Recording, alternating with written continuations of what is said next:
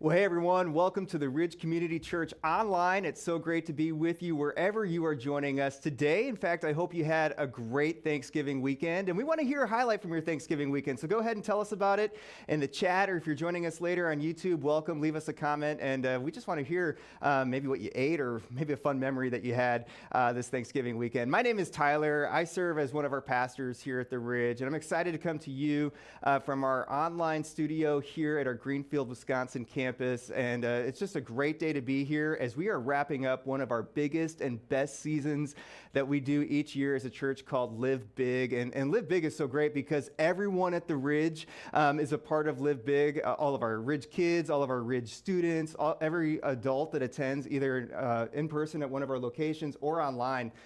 We all come together to practice the words of what Jesus said. It is better to give than to receive. And if you're new to Live Big, there's actually three parts to Live Big. There's a give piece, a serve piece, and a love piece. And we love just living bigger than ourselves and making a huge impact in our community as we do this. In fact, we've been hearing some really cool stories already on social media about those who are living big. Just this last week, we actually had a 10-year-old girl come in and share with us that she brought her allowance in and gave that away to serve those in need. And just the other day at one of our Ridge High School gatherings, a group of junior and senior high school guys actually came together and pooled together over $250 to give to Live Big and to help serve others in need. So it's just been so incredible to see. And we're not done living big yet. I want to invite you to participate in Live Big, and we're about ready to wrap this up, but I want you to go to our website that you're going to see below me, and you're going to see all of the ways that you can participate in Live Big, but Live Big goes until December 4th, and so the time to act is right now. Well, as you're checking that out, here's what's happening in our service today. In just a little bit, we're going to hear from our lead pastor, Mark, as he's going to help us wrap up Live Big. But I also want to invite you to stick around after that because we're going to spend some time just connecting with God together by singing together with our band. But let's head over and let's hear from our lead pastor, Mark, right now.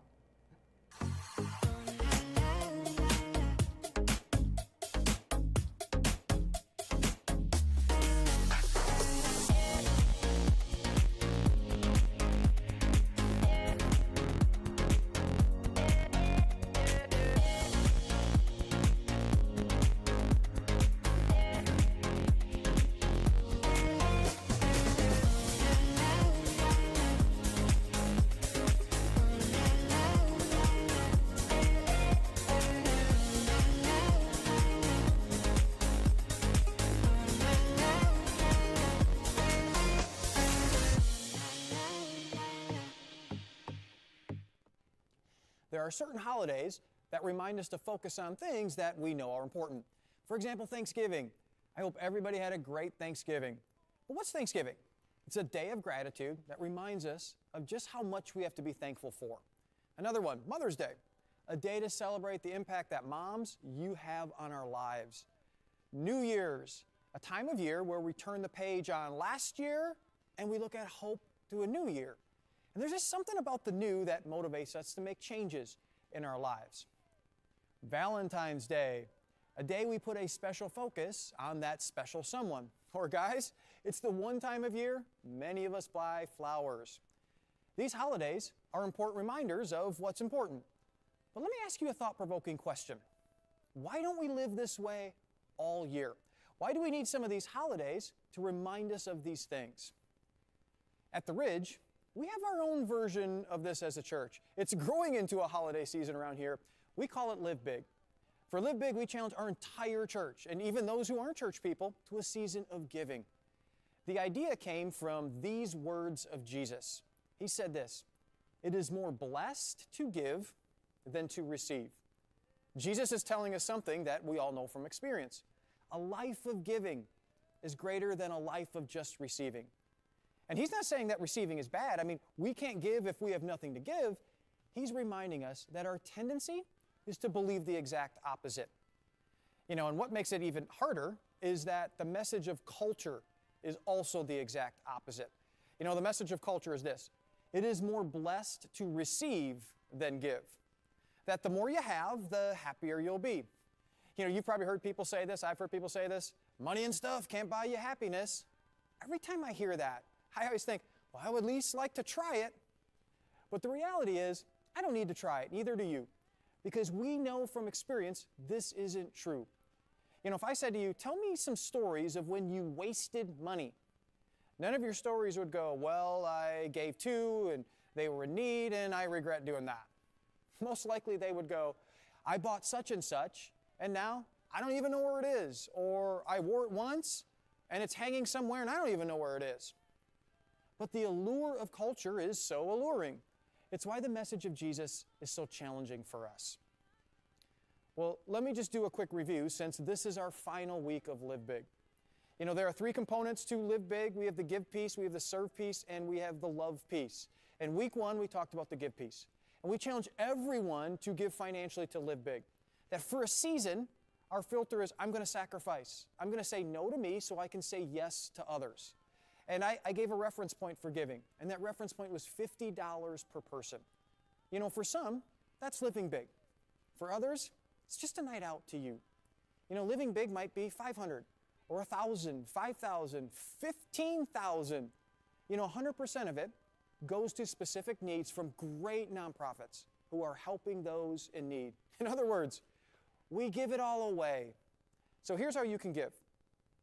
I was talking with one of our students after service, and we were talking about Live Big, and she was like, I can't wait. I'm going to give a generous financial gift this year. I was like, way to go, critical generation. So when it comes to giving, let's finish strong. Let's be generous. This is the last week to do so. And then for week 2, I talked about an aspect of the love piece. It's compassion. And here's our definition of compassion. Compassion isn't what we feel. Compassion is love in action. And then last week, we had a very, very special guest, Pastor Oleg, who came all the way from Moldova to talk about the importance of serving the least of these, which is a huge part of Live Big. You know, what we do for Live Big, it's showing people that following Jesus is much more than just going to church. It's about being the church in and for our community. Live Big used to actually be a 3-week series. And a few years ago, I started to wrestle with this question. You know, like many of the holidays we celebrate, why don't we live this way all year? So a few years ago, we decided to stretch an extra week out of Live Big and end the series talking about this question. And so today, the way that we're going to do this is that by looking at this particular question, how do we live generously all year round? Now, week 1, we talked about the why we give, but this week is different. This week, we're going to get real practical with the how. Now, as I say that, you probably had one of 2 reactions. Now, the first one is this scares me. There's just this underlining fear attached to this because of what this might mean or not mean. I mean, does this mean that I can never go on a nice vacation, can't own a nice home, buy a nice car, buy nice clothes, or eat out ever?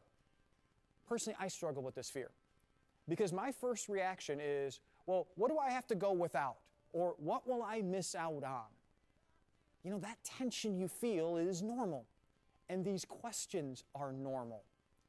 What I hope you discover is just the opposite, that it should scare you not to do this. And I'm going to tell you why at the end of this message. The second reaction is, well, I already do this. I'm already a generous person.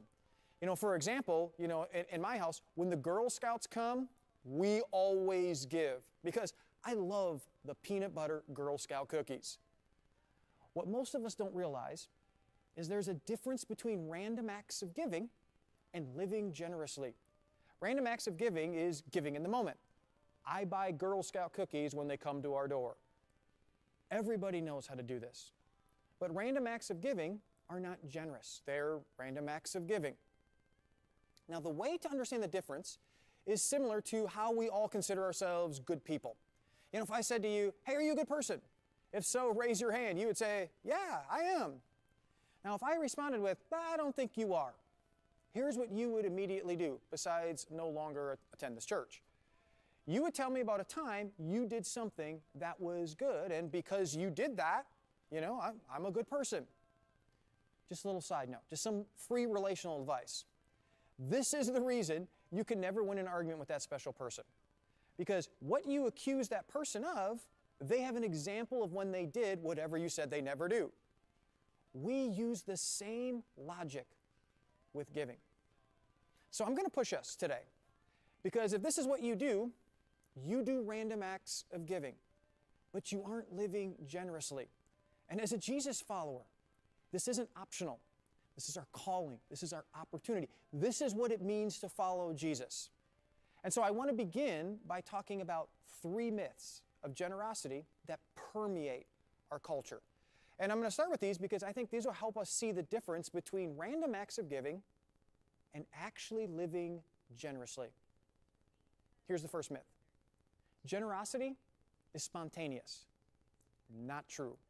Spontaneous is spontaneous. Now, I'm not saying spontaneous generosity is a bad thing. Years ago, I was at this concert, and they had this intermission time. Band was going to take a break and all that stuff. So this guy came out, and he started talking about the importance of sponsoring a child. And he had all these stats and pictures, and his voice kind of cracked, when he spoke, and there's emotion attached to it. He even heaped a little bit of guilt on us. I was emotionally moved, and I felt guilty even. So I sponsored a child. And listen, I'm glad I sponsored a child. That was a really good thing. Spontaneous is usually based on things like emotion, and there may be some guilt put in there. But here's the thing about spontaneous. Even greedy people will give spontaneously. To live generously has very little to do with spontaneous. Myth number 2.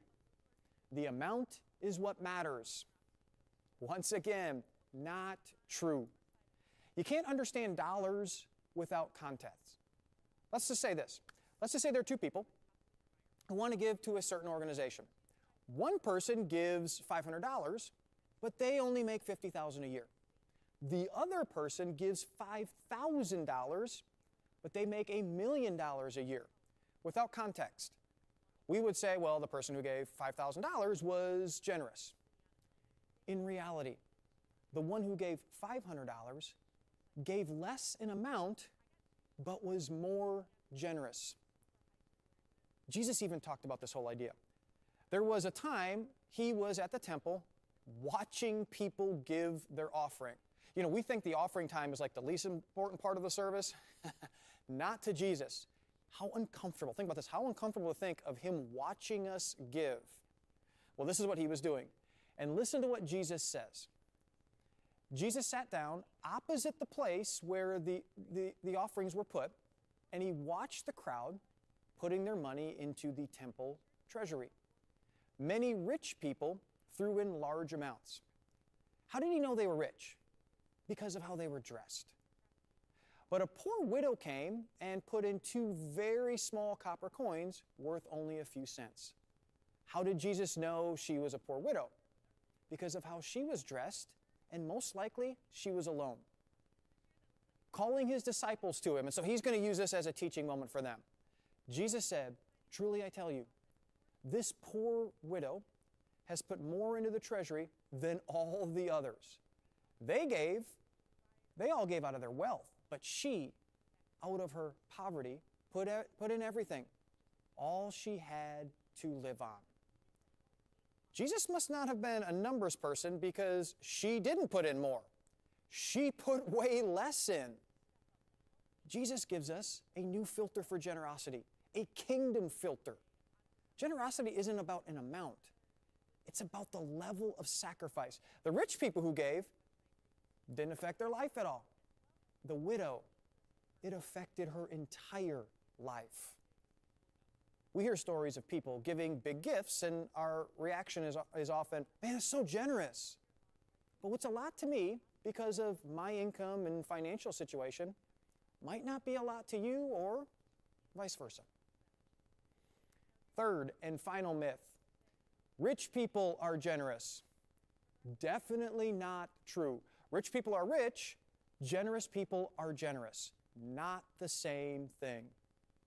The reality is that the more a person has, the less generous they are.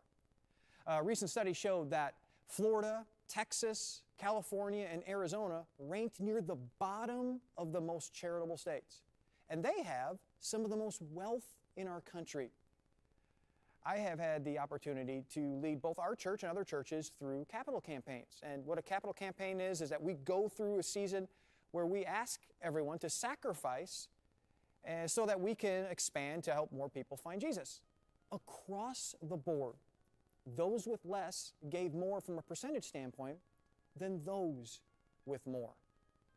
Why is this, do you think? I've thought about this. I think one of them is just a mindset. I think one reason is that the more you have, it's like the more you have to lose. And I also think if you make less, there's just a greater empathy factor there. It's like you can still relate to some degree. The less a person has oftentimes, the more generous they are when it comes to generosity in the way that Jesus measures generosity. So generous living. What does it look like? How can we live this way? Now, as I talk about this, I'm just going to warn you. For some of you, this is going to mean reprioritizing some things in your life. And listen, that's okay. For others, it's going to mean being honest with yourself and just letting go of this lie of, I'm already generous. No, you're a random giver. But if you would be willing to wade into the deep end, so to speak, and be open to trusting God with this part of your life, you'll experience what Jesus said. And more than just a good feeling here or there, it will be a way of life that you will be glad is your way of life. Now, let me give you a definition of living generously that I created. I had a little help, but I came up with this. All right, here it is. You ready? Here it is. Living generously is the predetermined, pre-calculated release of financial assets to help others. Pretty inspiring, isn't it? I can't believe that no one probably clapped for that. Well, here's what we're going to do. We are actually going to walk through this definition because this seemingly uninspiring definition is the path to living generously, which is an inspiring way to live rather than just random acts of giving. Now let's look at the first word, predetermined. Here's what this means. Generous people have a plan. If you don't have a plan, it's impossible to be a generous person. If you don't have a plan, you will continue to confuse random acts of giving with true generosity. Ron Blue, who years ago wrote just a bunch of books on financial management stewardship, in one of his first books, he said there are basically 5 things we can do with our money. And here are the 5 things. We can spend it, repay debt, pay your taxes, save, and give it. Now look at this order for a minute. This is the order most Americans live when it comes to their money. Unfortunately, research shows this is also the order most Jesus followers live. Now let's look at this just from another perspective. You know, we look at the first one. You know what? That's about me. The second one, which is repay debt. You know, that's about me because I'm paying off something I bought for me. The government. Let me just say this. You need to pay the government, all right? Otherwise, me's going to be in jail. Save is about me. And then the last one, give, which is about others. Now, if you're not a Jesus follower, you just ignore this part. But if you are a Jesus follower, and this is a reflection of your money management, not only are you not living generously, but you're not following Jesus. When we read through the Gospels, the whole idea of following Jesus is to put other people first because He put us first. You can't put others last in any capacity, and that includes our money. Why did Jesus say so much about money? The answer is not because Jesus needed people's money. The answer is Jesus understood just the power that money has on our lives. Jesus so brilliantly said this. He said, "For where your treasure is, money, there your heart will be also." Think about how powerful this is. Jesus is saying money can determine the direction our heart goes. Last year, I decided to invest a whopping $100 in Bitcoin. I know what you're thinking, a little bit late to the game, I know. Now, I didn't care about it before, but after making even that small investment, now I do. And now that $100 is worth about $20. Money has that much influence in our lives. You know what this means? If you want to have a greater heart for God, if that's what you want, start giving to what matters to God and your heart will follow. Now, I know the topic of money, especially giving in church. People don't like that. I get it. Listen, we talk about it not because God wants our money, wants our heart. And He can't get our hearts without us putting Him first in this area of our lives, because that's the power of money. We are called to be others first people. And if people are last in how we give, we're not others first people. Next word, pre-calculated. Pre-calculated means pre-decided. That generous people, they pre-decide. They don't wait to be asked. They have a pre-decided, or they've already pre-decided amount, or a percentage, which is actually better because it puts everyone on a level playing field. It's like, here's the percentage we're giving away, and it's as good as given. Years ago, I received some advice that has been life-changing for me and our family. But at first, when I got it, it was a huge struggle for me. So here was the advice. When you do your budget for the year, set not just savings goals, which we were setting savings goals, but giving goals. And start with the giving goals. Now, at first, I'll be honest with you, it just felt completely backwards for me. Almost a little bit careless. It's like, whoa, giving first? First time we did it, I kept over and over again going, well, what about my needs? And what about my family needs? And are we going to miss out on? I kept going back to that fear that I talked about earlier that I have. So we tried it. And we have never looked back since. Now, each year, we set giving goals first. And as a result, we're giving away more than we ever have. And just like Jesus said, we're happier about it. If you don't do this, you should set giving goals. And like me, probably for most of us, it's going to feel a little careless, even a little backwards. There's going to be fear attached to it. But just set aside a percentage to the things you feel called to give to, which, by the way, we're going to come back to in just a minute. And when you do the giving goals, let the giving goals come first. Jesus said it this way. He said, but seek what? First, His kingdom and His righteousness. And then, guess what? All these things will be given to you as well. One of the most practical ways to do this is through how we manage our money. I have pre-decided that this money right here, it's as good as gone. Another part of pre-deciding is where it goes. That generous people have already pre-decided this is where it's going because these are the things that are important to me. Pastor Andy Stanley, I love this. He said we should ask two questions. And these questions are they are really powerful and potent questions. Here's the two questions that he says that we should ask. The first one is this. What am I grateful for? What has benefited you and your family? If you're a Jesus follower, hopefully you are grateful for your local church. If so, you should have a plan for giving to your church. Last month, we did baptisms at our Greenfield campus.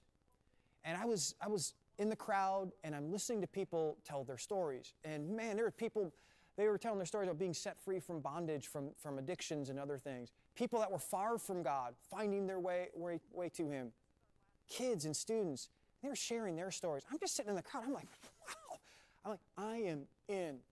Not just because Jesus commands me to, but I'm so grateful at just how God is changing lives through this church. Sometimes I hear Jesus followers say, well, I don't want to give to the church. I'm like, what? I don't get that. Take out the command part of it for just a minute. Have you benefited? We get so used to it that we lose sight of what God is doing. Listen, if not, find a local church you are benefiting from and give there. First question, what am I grateful for? Second question, what breaks my heart? What stirs your heart? Oh, I can't stand that this is happening. I have to do something about that. One of the things I love about Live Big is it introduces us to just great organizations that are on the front lines of things like poverty and fostering, addiction-related issues, just to name a few. Each year, I have people say to me, I just want to let you know, I'm going to start giving to such and such organization after Live Big. And I'm like, great, be generous. What breaks your heart? For our family, it's kids in poverty. For you, it might be things like sex trafficking, poverty, caring for the elderly. It might be next generation stuff. It might be certain illnesses and diseases that really have grabbed your heart.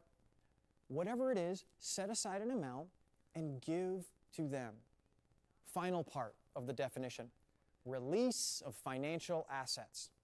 I want you to do something for me. I want you to take your hands, I want you to close it tight like this. I want you to just hold it really tight until it hurts. Just keep holding, just keep holding, just keep holding it. Hold it, hold it, hold it, hold it. Now open it. I feel good. The idea of release is us going from closed to open-handed, to giving it away. We release control of something that for many of us controls us. By financial assets, I mean money and stocks and bonds, crypto, which is not worth a whole lot anyways right now. But whatever it is, it's whatever God has given you. We get a plan, we pre-decide, we release, and you will be well on your way to living big all year round because you're going to be living generously. Now let me just throw this in there. Here's what else will happen if you do this. You'll go from spend and pay off, taxes, save, and give to what we teach around here because this is the biblical way to do it. We give first, we save second, and then we live on the rest. When we start with give, here's what's interesting. It actually has this domino effect on how we live. You know, we give first, we'll find ourselves saving more, and we will actually live more responsibly. But giving is the entire key. That impacts everything else. So as we wrap up, Live Big 2022, let me just say I'm so proud of our church, just for how seriously you take this. This was actually the first year. This was so great. I had people asking me before it started, like, when are we going to do Live Big this year? When are we going to do Live Big this year? I love that. I hope that continues to happen. And if you haven't given financially, or God is leaving you to give more, just do it. Be generous, and so we can give away as much as we can. I also want to challenge you to take steps to live big all year round by living generously. And the way I want you to do that is to have a plan, and then pre-decide, and then you know what? And then just release it away. And if that scares you, guess what? It shouldn't. What should scare you is living another season of your life without doing this, because generous people are the happiest people. Because we can just go back to what Jesus said when he said, it is more what? Blessed to give than to receive. Blessed means happy. So you want to be happy? Then let's do what our King says. Let's not give every once in a while when moved. Let's follow the calling of Jesus to live generously. Not only will we grow in our faith, and we will because our heart will move with our treasure. And not only will we make a bigger difference in the lives of those around us, but we'll give more than we ever thought possible. We will save more and consume less. And you know what will happen? We'll be happier for it. And you know what else? I think the more blessed refers to God blessing us when we give. Because God's blessing always follows a generous giver. So part of the happiness we experience is not just because we give. It's because we experience the divine pleasure of the one who is the ultimate giver. Let me pray for us. Father, I thank you for another season of really being challenged by the words of Jesus. It is more blessed to give than to receive. That what does that look like in our lives? And Father, I would pray that this wouldn't be just a 4-week challenge, but this would be an all-year journey that we are on. Father, as we wrestle through what does it mean to live generously versus random acts of giving, Father, for some of us, this is a little scary. For others of us, we just hold on to the fact, well, I'm just living generously, and we have stories on that, all that stuff. God, may we just let go of those things. And may we be willing to put together a plan and pre-decide, and then ultimately, God, may we live open-handedly because you've called us to live open-handedly. Father, we want to be known as generous people because we follow a generous, beyond definition of generous God. So, Father, thank you for the calling. Thank you for the opportunities. I pray, God, that we would give away tons and tons of money, and it would go to help tons and tons of people in need. And God, thank you for allowing us to be a part of that process, to be a part of your story in our community. And we pray this in Jesus' name. Amen. Hey, welcome again, everyone. Would you just join us? Let's sing these songs and give God some praise. Come on.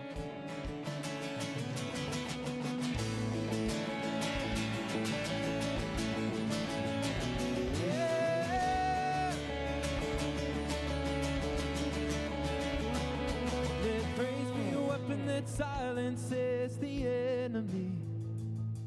Let praise be a weapon that conquers all anxiety. Let it rise.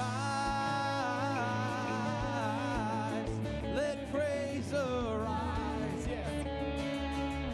We sing your name in the dark and it changes everything. We sing with all we are and we claim your victory. So let it rise. Let praise arise. Yeah. We'll see you break down every wall. We'll watch the giants fall. Fear cannot survive when we praise you. The God of breakthroughs on our side. Forever lifted high. With all creation crying out, we praise you. Oh,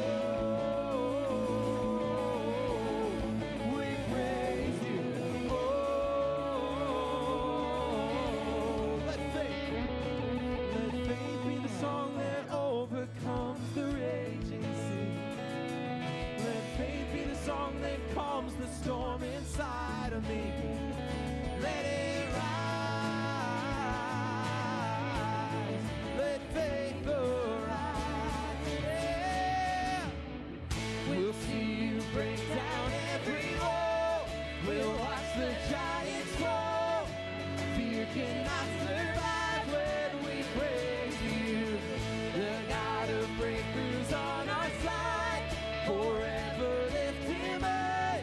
With all creation crying out, we praise you. Oh, we praise you. Oh, so let's sing this out. This is what living looks like. This is what freedom feels like. This is what heaven sounds like. We praise you, we praise you. This is what living looks like. This is what freedom feels like. This is what heaven sounds like. We praise you, we praise you. This is what living looks like. Yeah, this is what freedom feels like. This is what heaven sounds like. We praise you, we praise you. This is what living looks like. This is what freedom feels like. This is what heaven sounds like. We praise you, we praise. We'll see you break down every wall. We'll watch the giants fall. Fear cannot survive when we praise you.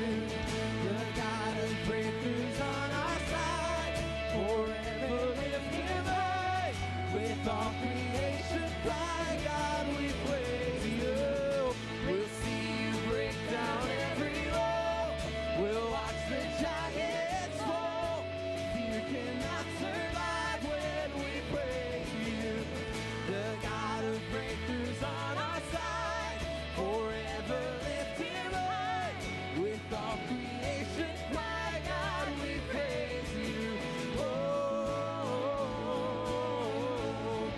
we praise you. Oh, we praise you. Oh, we praise you. Oh, we praise you.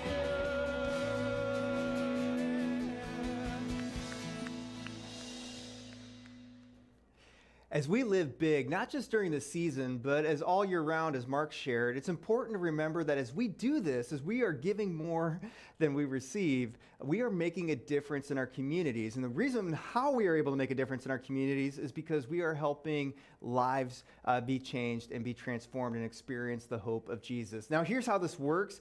When it comes to the give piece, what we have done is we've gone to organizations that we know, we trust, we vetted, and we just began to ask them a simple question. question, and we asked them the question of, hey, what would be something that you would like to do that you know would make a big difference, but you can't do it due to limited resources, and you know it will help serve people in need? Because these organizations, I mean, they are just committed to serving kids, students, families in need, and they're committed to breaking just generations of cycles of poverty. And so they're making a huge difference. And so they answered this question for us. And what it allowed us to do is to actually form together what we call a wish list. That when we give to Live Big, we're providing this wish list to these great organizations that are just getting it done and serving those in need. And you can find out the full wish list by going to the Live Big website that you'll see. You'll find out everything that we're asking for in our wish list. But I wanted to highlight just a few organizations and their wishes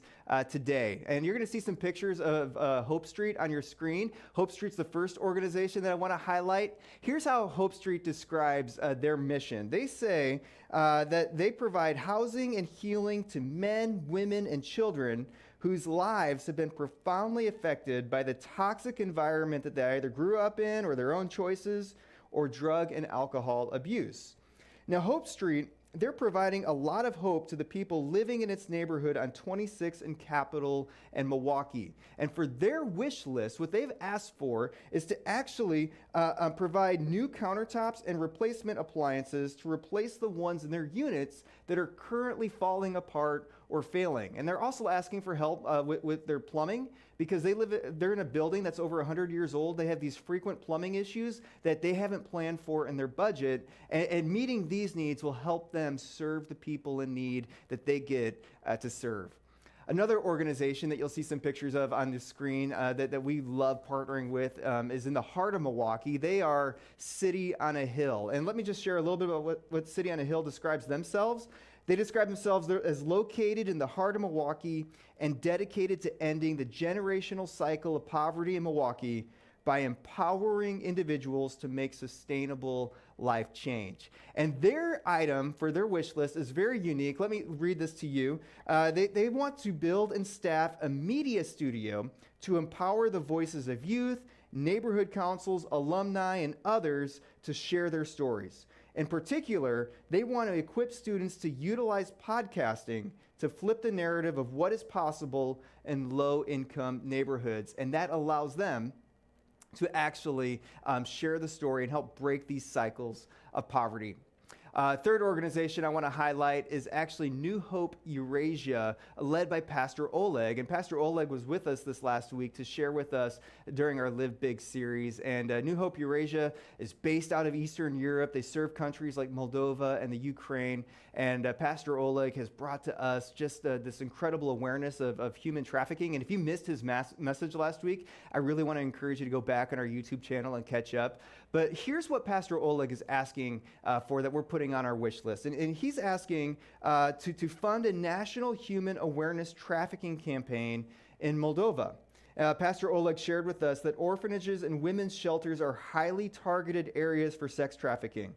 And this campaign will include seminars, awareness advertising, and more to help inform these at-risk groups. And this is just an incredible start to this wish list that we want to give towards for Live Big. And again, you can go to our website that you're going to see below me, and you can find out all of the different wishes that our organizations are partnering with. There's so many great and inspiring ones there. And when you check that out, you'll also see all of the ways that you can give and participate with Live Big. And so when we give to this is what we are giving to, so that we can make a difference in these communities. And again, you can give to Live Big up until December 4th. And so let's act on this now. And when we do this, when we're generous like this, we are the most like Jesus. So let's keep on living big. Well, another reason why we are able to do things like Live Big is because of the regular, ongoing generosity of those who give to the Ridge specifically and give into the vision to bring the hope of Jesus into every home. And so right now, we just want to take a moment, and we want to take a moment and give you the option to do that, to give to the Ridge and to its vision. And you can do so by going to the website that you see below me. You'll see all the different options on how you can give to the Ridge. And this just enables us to be more like Jesus so that we can do great things like live big. So I'm going to invite us to take a moment. We can do this together, and then I'll be back to wrap us up.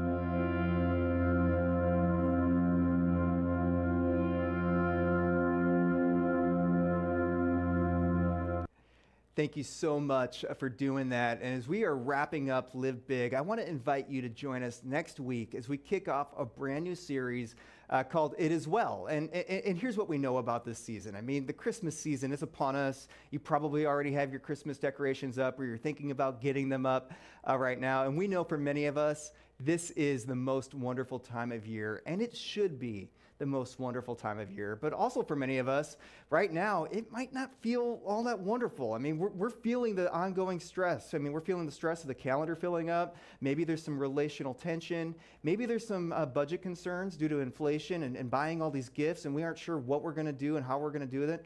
Or maybe we're heading into this holiday season and we're grieving and missing that loved one, maybe for the first time, and it doesn't feel so wonderful. But yet, when we look at the message of Christmas, we see that Jesus came to give us peace. And what's great is the peace that he gives is different than the peace the world offers. And we can actually experience this peace regardless of what's going on around us. Well, how do we experience that peace? How do we get that through this Christmas season?